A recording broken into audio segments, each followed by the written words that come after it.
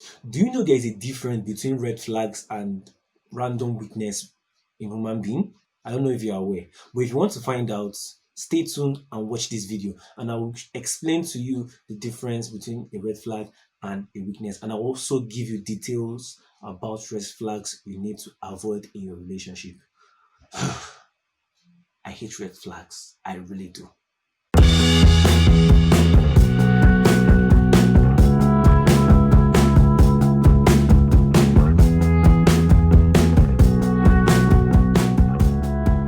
Hi guys, welcome back to my YouTube channel. This is Prophet Eneh, and if today is your first time of joining me, I'm a life and relationship coach. I help you build an intentional relationship that leads to a successful and godly marriage.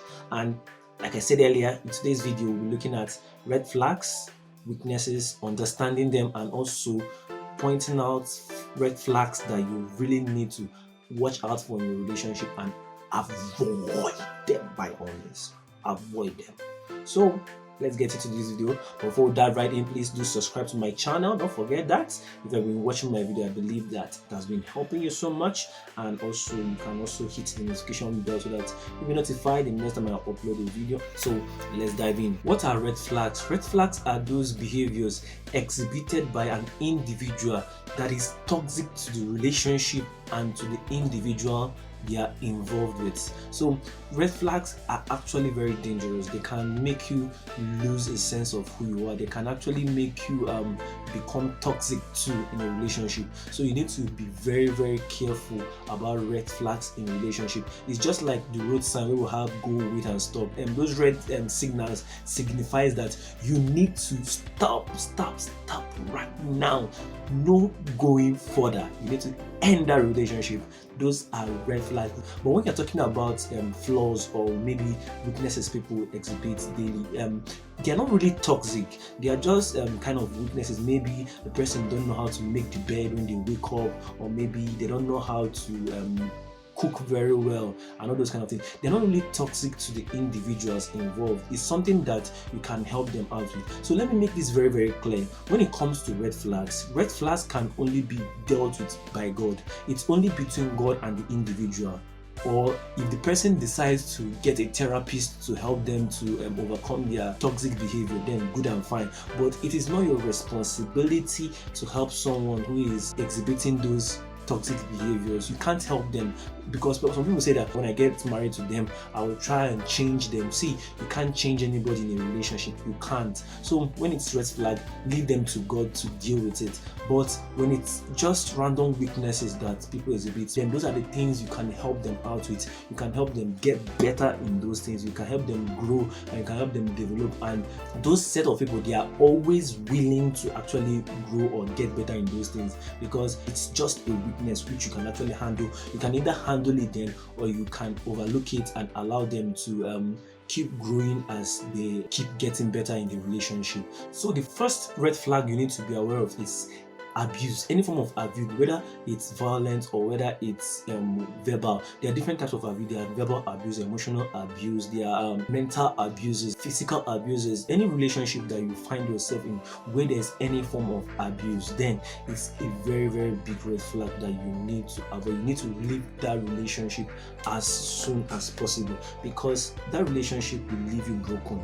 Yes, any person who opens their mouth to abuse you, they talk down on you, they make you feel like you're worthless, like you're nothing to them, that if it's not because of them, then you are hopeless, all those kind of things. They talk you down, they beat you, they don't respect you, like they do so many things that is just so unimaginable to you. You need to leave that relationship as soon as possible. Right now, as you're just watching this video, start calling them and ending that relationship, because you need your sanity. You really need it. Number two red flag is if they cut down your dreams, then it's a very big red flag. Like they're always interested in their own dreams, but they cut down your own dreams. They make you feel like you are dreaming too big. like they talk you down all the time, in the sense that if you want to pursue your career, they're always there to talk you down, to tell you that you cannot do it. There's this set of people that always want you to depend on them. They'll tell you not to get a job or not to do anything for yourself. They'll tell you, if you need anything, come and tell me and I'll give you the money. Those things are very, very toxic, because you won't have the freedom to be yourself anymore, because you're not living the dream, you're not living the life that you deserve, you're not living the life that you actually want for yourself. If anybody opens their mouth to tell you that you cannot do without them in this life, that's a very, very big insult to you, because you are more. You can achieve great things. God created you to manifest great things. You don't need to settle for that kind of relationship. Seriously, you need to live as soon as possible. You need to find somebody who will celebrate your greatness, because lying in you is a lot of greatness. So you need to find someone who will celebrate that greatness, who will help you to even become that better version of yourself, to help you to grow and manifest what God has placed in you, your potential, your purpose, to fulfill them. That's what you need. You don't need anybody that is there to shrink your dreams. So find your way out of that relationship. Another obvious red flag that so many people ignore is when you are dating or in a relationship with a stingy partner. Oh God, you need to avoid them like coronavirus. How will you say you love somebody and you allow them to keep begging you to do things for them or something like that, or even when they beg you to do things for them, you deny that you don't have anything to give to them? Stinginess is a disease.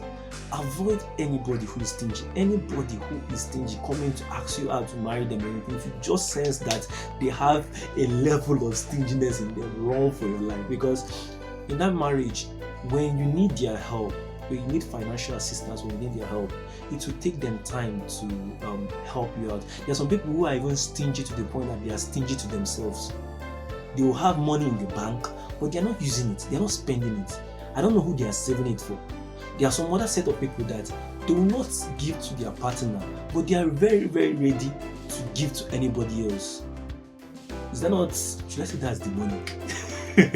But seriously, we need to be very, very careful with this set of persons. If you really want to enjoy a successful marriage, find somebody who is willing to give just the way you are willing to give.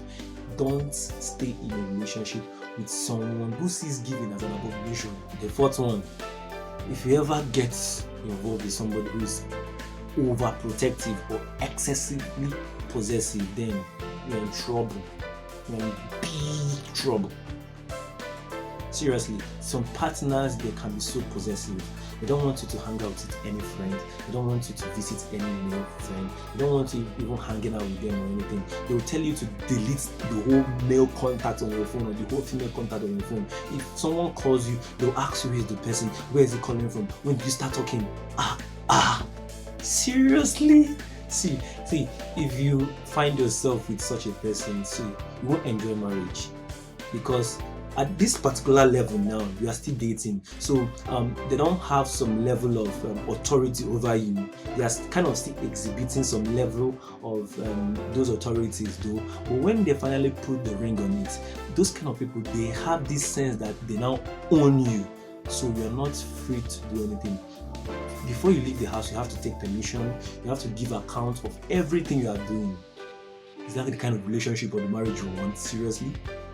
So if you are with anybody who is excessively protective or overly possessive, then it's very, very toxic. Another red flag I have seen recently in so many dating relationships is guys, mainly guys, I know some ladies do it, but mainly guys asking ladies to prove their love for them with sex. Seriously, where is that lie coming from? That for you to prove to someone that you love them, you must have sex with them. What's that? Seriously, what's that? See, any guy that tells you to prove you love them by having sex with you is not interested in you. They just want the sex. And the one that gets me crazy is that they will not tell you that if you don't want to give them the sex, they will leave the relationship. Oh God. See, sister, be happy that he decided to leave. Be very, very happy that he decided to leave, because something just happened. Yeah, he just told you, he just indirectly told you that he's not interested in you, that what he's interested is in the sex. And as long as you're not ready to give him the sex, then there's no relationship. A guy that really loves you, a guy that wants to build a future with you, a guy that sees potentials in you to be a solid helpmate for him in future, won't end a relationship because of sex, that you refuse to give him sex.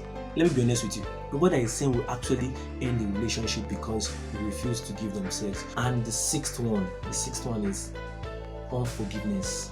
See, unforgiveness and keeping malice.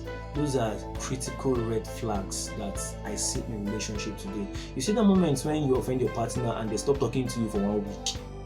Oh God, you don't want to be in that kind of relationship. Those are very serious red flags. I know you might not see it as red flags, but they are very, very serious. They are red flags that you need to avoid. See, a relationship that works, a healthy relationship, let me put it that way, a healthy relationship is between two persons that understands forgiveness and apology. They are quick to apologize, accept their fault, and also forgive their partner. If you're in a relationship with somebody who keeps malice, they will go off and not talk to you for weeks or for some months and all those kind of things, then that relationship is toxic. So I believe today's video was very, very interesting because I already told you I hate red flags. So if you know other red flags and you want to engage in this discussion, please do leave a comment below. Those are the red flags that you have seen in the relationship that you feel you need people to know about too. And also, if you have any question about relationships, something you would like me to talk about, please do leave a comment below so that I will see it and I'll make a video for it. Please subscribe to my channel and also hit the notification bell. If you really enjoyed this video, please leave this video a thumbs up. I'll be very, very happy, and also share with somebody. Don't forget to visit my page, my Facebook page, like Relationship Coaching with Prophet Eneh, where I teach a lot about relationship and marriage. Thank you for watching today's video. See you in the next video.